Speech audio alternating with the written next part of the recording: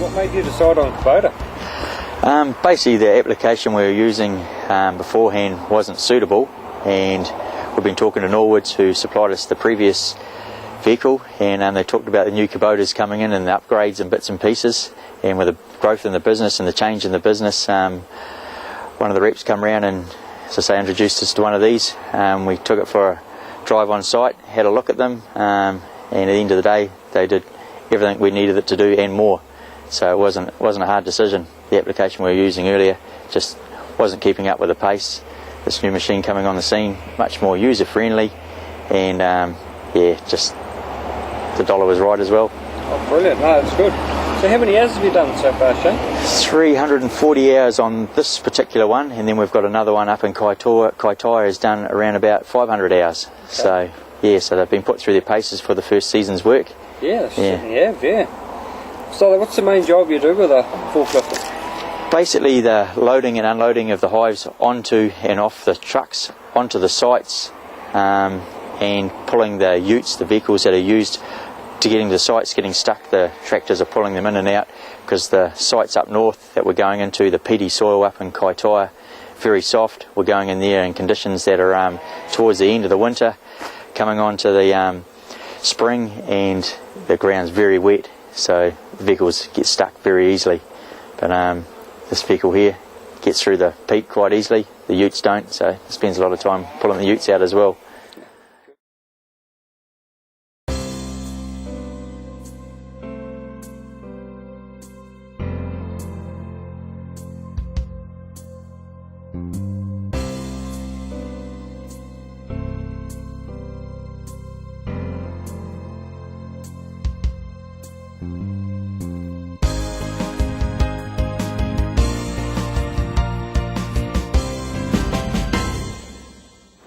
So Shane, you mentioned the extra features on the Kubota. What's the key feature that stands out the most?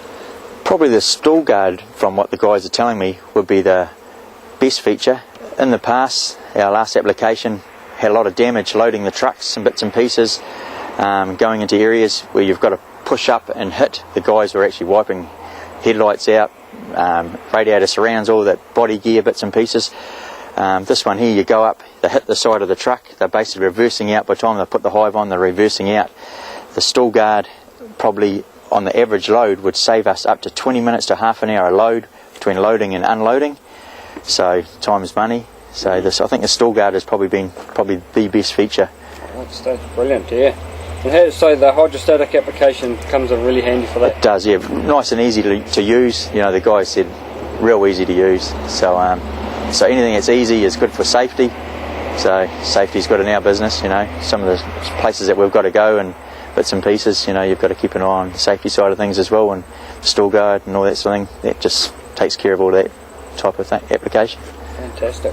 So there's plenty of room on the operator's platform as well? Plenty of room. We've got some big boys sit up on these things, and yep, haven't heard any bad comments. There's only been all positive here, so no, they're saying everything's where it needs to be, you know. It's excellent. Just going to ask my next question. So the hydraulic loader control, you find that really good being hooked up to the pallet forks? Yep, definitely. Yeah. Last year we used to drop a lot of pallets and have mishaps and bits and pieces, and when you're dropping pallets of bees and bits and pieces, a lot of money and damaging the stock as well. This year I haven't heard any guys that have had any trouble with pallets falling off or anything like that, you know, instability of the pallets when they're picking them up. So, and that came back to all controls. With our previous vehicle, the controls had 3 different levers, and yeah, a guy would pull the wrong lever or whatever and drop a pellet or something. This one here, they're saying nice and easy, user friendly. Excellent, no, it's good to hear. So there's plenty of power in the hydraulics as well? Heaps of power. Like the last vehicle we had, supposedly the Kubota was supposed to be down on power by up to, I think it was about 15%, 20%. I think it's probably, the guys are telling me that it works a lot better, and they thought it had more power. Okay. Yeah, so I suppose it comes down to either power or application, or the use of application.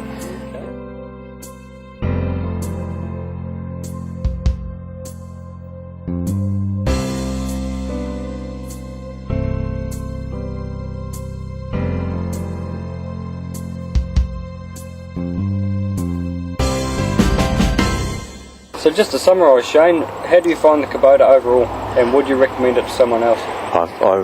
This Kubota comes highly recommended from Watson & Son.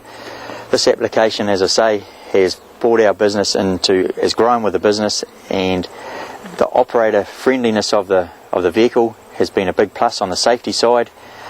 Last year we were getting stuck in our other application, which wasn't a cheap application. It was actually dearer than this vehicle, to be honest, but was always getting stuck. This one here, we've never had it stuck. I've never heard any bad comments from any of the drivers that are using it. So at the end of the day, you can only go off the people that are using it all day, every day, and there's been no negative comments. And the service that we've had from the people at Kubota, from Norwoods, has been great as well. There hasn't been any problems, to be honest, so that's got to be good. Good, no, it's great. Thanks very much, Shane. No trouble. Cheers.